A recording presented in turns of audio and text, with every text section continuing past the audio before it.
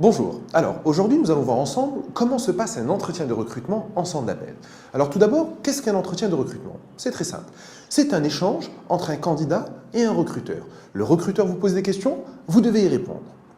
Mais pourquoi le recruteur vous pose ces questions?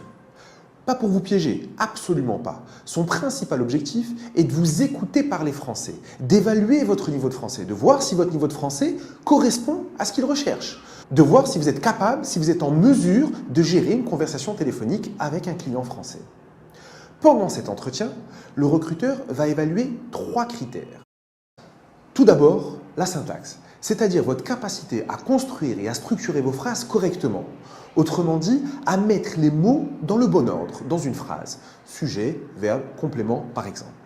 Puis, le vocabulaire. Est-ce que vous avez un vocabulaire riche et surtout, est-ce que vous savez l'utiliser? N'essayez en aucun cas d'impressionner le recruteur en utilisant des mots ou des expressions compliquées. Faites simple, mais juste. Et enfin, la prononciation et l'articulation, c'est-à-dire votre capacité à prononcer correctement les sons de la langue française. Donc, le message que j'ai envie de vous faire passer, c'est qu'en entretien de recrutement centre d'appel, la forme est plus importante que le fond. C'est-à-dire que la manière dont vous allez répondre à une question est plus importante que ce que vous allez dire. Prenons un exemple. Imaginons que le recruteur vous pose une question sur vos qualités. Pouvez-vous me parler de vos qualités? Je sais pas, sérieux, dynamique, ponctuel. Pouvez-vous me parler de vos qualités? En toute modestie, je pense être une personne sérieuse et dynamique. Sinon, mes proches et mes parents considèrent que je suis quelqu'un de ponctuel. Je pense que vous avez compris. Quand un recruteur vous pose une question relative à vos qualités, pour être clair, vos qualités ne l'intéressent pas. D'autant plus que tout le monde donne à peu près les mêmes qualités. Sérieux, dynamique, ponctuel, rigoureux. Ce qui l'intéresse en fait, c'est de savoir si vous allez faire l'effort de construire votre phrase correctement et si vous allez utiliser un vocabulaire suffisamment riche pour répondre à sa question. En fait, un entretien, c'est comme un examen, comme le bac, ça se prépare, pas d'improvisation. La bonne nouvelle par contre, c'est qu'on vous posera toujours les mêmes questions.